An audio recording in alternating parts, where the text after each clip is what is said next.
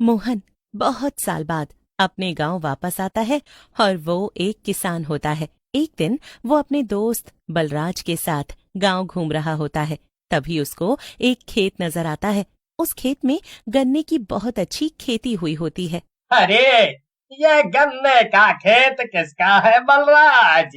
पहले भी मैं यहाँ पर आया हूँ, पर इतना अच्छा गन्ने का खेत तो मैंने कभी नहीं देखा। ये तो हमेशा से ही यहाँ है और हर साल यहाँ गन्ने की खेती ऐसे ही होती है। तू कैसे भूल गया? हैं? पहले तू भी तो गन्ने की ही खेती किया करता था, लेकिन अचानक ही तू गांव छोड़ शहर चला गया।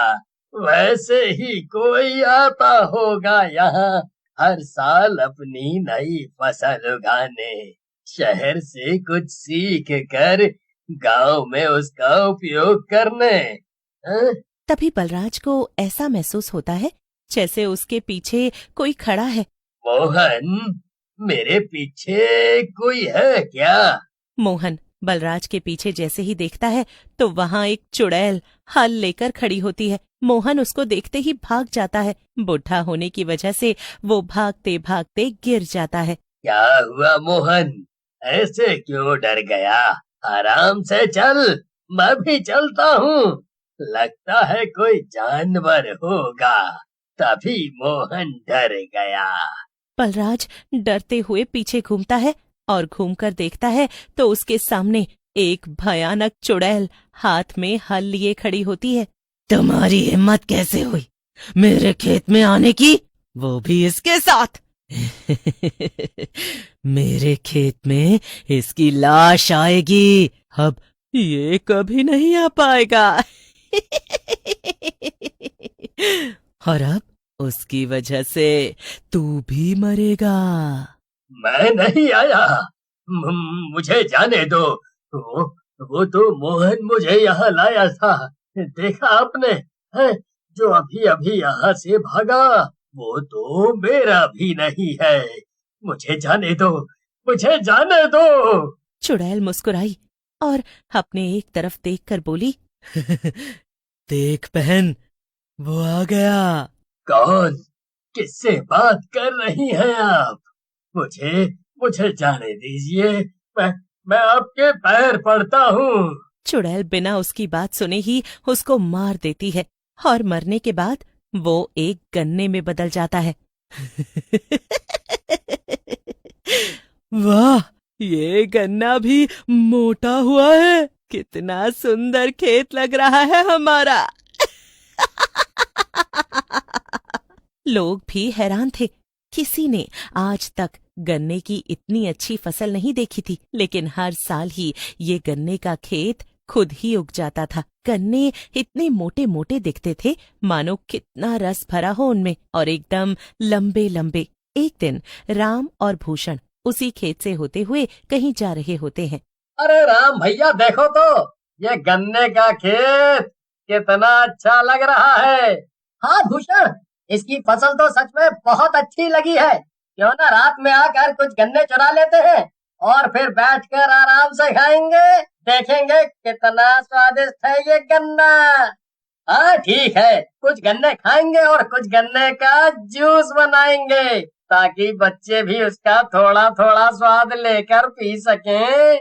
राम और भूषण रात को निकल जाते हैं और बिना आवाज किए गन्ने के खेत में पहुंचते हैं और वहां से गन्ने निकालकर अपने घर की तरफ चले जाते हैं। इस बात का अंदाजा चुड़ैल को नहीं होता है।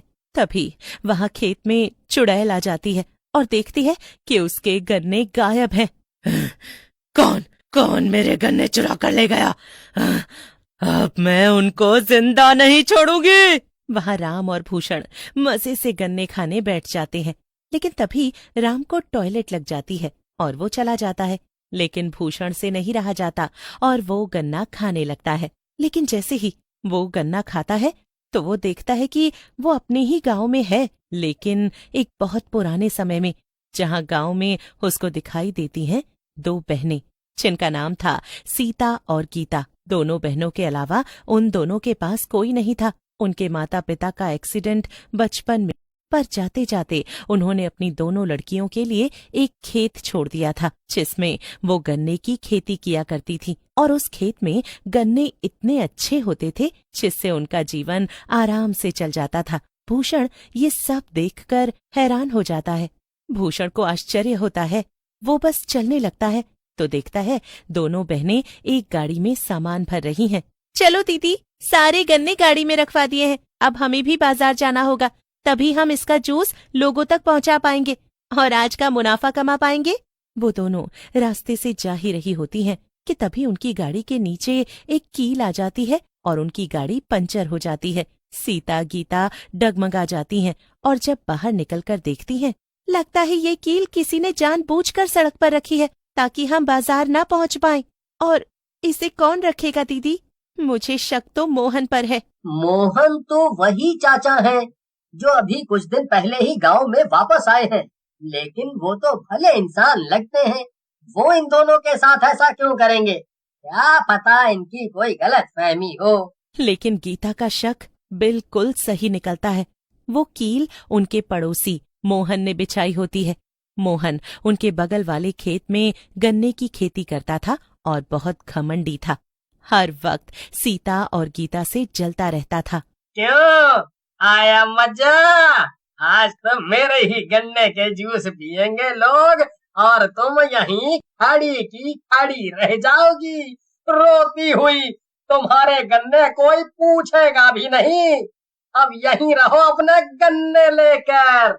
ऐसा देखने में आया था कि मोहन को हमेशा ये बुरा लगता था कि सीता और गीता उससे ज्यादा अच्छी खेती करती हैं और अपना जीवन काफी अच्छे से बिताती हैं। वहीं मोहन घमंडी के साथ आलसी भी होता है। वो ज्यादा मेहनत नहीं करता था, इसीलिए उसकी खेती अच्छी नहीं होती थी। कब तक तुम ऐसे ही गलत काम करके हम लोगों को रोकोगे? कभी न कभी तो तुम्हें भी सजा मिलेगी ही। बेशक आज न मिले, लेकिन कभी तो मिलेगी ही। मोहन, आज तुम हमारे हक की रोटी खा लोगे, कल तुम्हारे हक की कोई और खाएगा। सीता और गीता की गांव में सभी से बनती थी, इसलिए उस दिन भी जब वो सड़क पर अकेली खड़ी होती हैं, तो भैरव काका अपने फलों को लेकर उसी रास्ते से जा रहे होते हैं और देखते हैं कि उनकी गाड़ी पंचर हो गई है। क्या बताएं काका, हर बार की तरह ये मोहन हमसे जलता है ना, इसीलिए गाड़ी पंचर करके खुद आगे चला गया। अब जाएं भी तो जाएं कैसे, इसीलिए यहाँ पर खड़े हैं।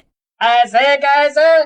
मैं हूँ ना, मैं तुम दोनों को वहाँ तक छोड़ कर आऊंगा और फिर वापस लेकर भी आऊंगा।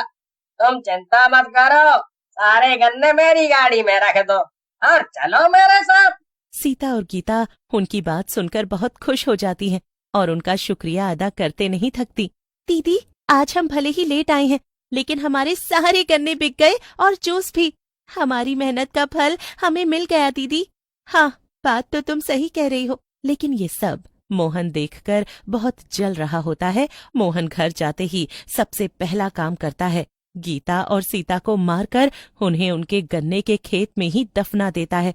लेकिन उसके बाद उसका खुद का खेत भी बर्बाद होने लग जाता है।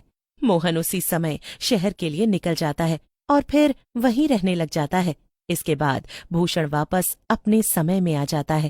भाई राम, जल्दी से उठो, ये गन्ने कोई मामूली गन्ने नहीं है।